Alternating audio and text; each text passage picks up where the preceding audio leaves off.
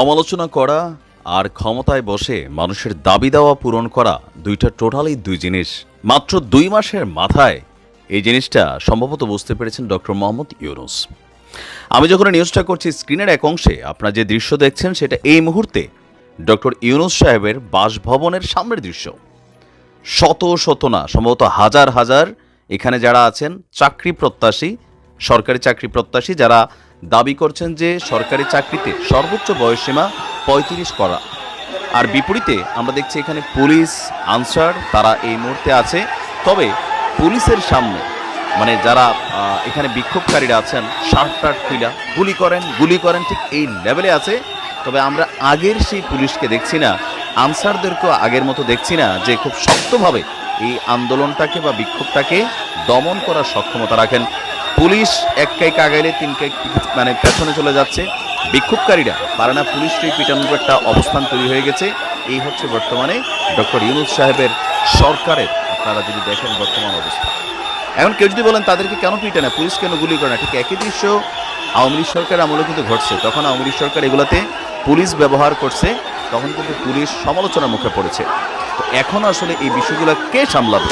এটা কি সমন্বয়করা সামলাবে নাকি আসলে কে সামলাবে? দর্শক, আমরা যদি দেখছি সরকারি চাকরিতে আবেদনের বয়সসীমা 35 করার দাবিতে আন্দোলনকারীরা এই মুহূর্তে উপদেষ্টার বাসভবন ঘেরাও করে রেখেছে। শাহবাগে প্রথমে অবস্থান ছিল, সেইখানে অবস্থান করার পর তারা এই মুহূর্তে ডক্টর ইউনূসের বাসভবন যমুনার সামনে তারা অবস্থান করছে। আর সর্বশেষ তথ্য পাওয়া পর্যন্ত বেশ কয়েকজন সাংবাদিক আহত হয়েছেন।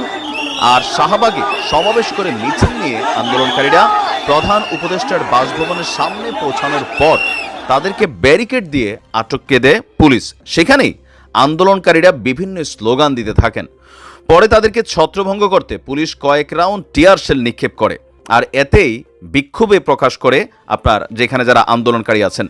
এ বিষয়ে ডিএমপির অতিরিক্ত police commissioner crime and operation Israil Howlader বলছেন যে প্রধান উপদেষ্টার বাসভবনের সামনে সভা সমাবেশ করা কিন্তু নিষিদ্ধ বা এটার ব্যাপারে নিষেধাজ্ঞা দেওয়া ছিল, কিন্তু আন্দোলনকারীরা পুলিশের নিষেধ অমান্য করে প্রধান উপদেষ্টার বাসার সামনে চলে যায়।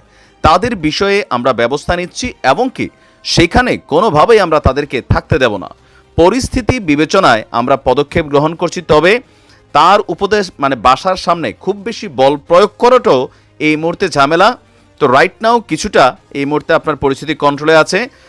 আর আমরা যদি দেখছি যে আপনার ডক্টর ইউনূস সাহেব এই মুহূর্তে কি বাসায় আছেন কিনা জানি না, মাত্র আজকে ভোরবেলায় তিনি বাংলাদেশে আসছেন যুক্তরাষ্ট্রের দীর্ঘ সফর শেষে। তো এখন তাদের আসলে দাবি কি? তাদের বক্তব্য, আন্তর্জাতিক মানদণ্ড অনুযায়ী সরকারি চাকরিতে প্রবেশের বয়সসীমা 35 করার দাবি ছাড়াও শর্ত সাপেক্ষে বয়সসীমা উন্মুক্ত করাও তাদের দাবি। চাকরি প্রত্যাশীদের এই আন্দোলনে যোগ দিয়েছেন দেশের বিভিন্ন স্থান থেকে আসা শিক্ষা প্রতিষ্ঠানের শিক্ষার্থী ও পড়াশোনা সম্পন্ন করে চাকরির জন্য অপেক্ষমান বিভিন্ন বয়সের নারী এবং পুরুষ। গত 26শে আগস্টে বিজ্ঞপ্তির মাধ্যমে আপনার ঢাকা শহরে কিছু কিছু জায়গায় সভা সমাবেশ নিষিদ্ধ করেছিল পুলিশ। এখন এগুলো আসলে কন্ট্রোল করবে কে?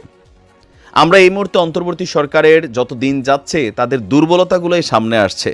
ওই ওয়ান টাইম পলিথিন নিষিদ্ধ, প্লাস্টিক নিষিদ্ধ, রাস্তায় যেই কুকুরগুলা ঘোরাফেরা করে তাদের অভিভাবক নাই সেগুলারে লাইনে আনা, এগুলা মনে হয় এক ধরনের সংস্কার কর্মকাণ্ডে পরিণত হয়েছে। কিন্তু যেগুলো মূল জিনিস সেইগুলো আসলে খুব বেশি এই মুহূর্তে পজিটিভলি হচ্ছে না। এই ধরনের বিষয়গুলা এই মুহূর্তে নেগেটিভ। আর যারা আপনারাও আন্দোলন করছেন একটু সময় বুঝে আন্দোলন করেন, একটার পর একটা আন্দোলন। এখন পুলিশ অতিরিক্ত বল প্রয়োগ করলে পুলিশের বদনাম, পুলিশ যখন একটু ঠান্ডা হয়ে গেছে তখনও পুলিশের বদনাম, যে পুলিশ কি করে। আমিও জানি না যে এগুলোর সমাধান কি হবে আসলে। ভালো থাকুন, আসসালামু আলাইকুম।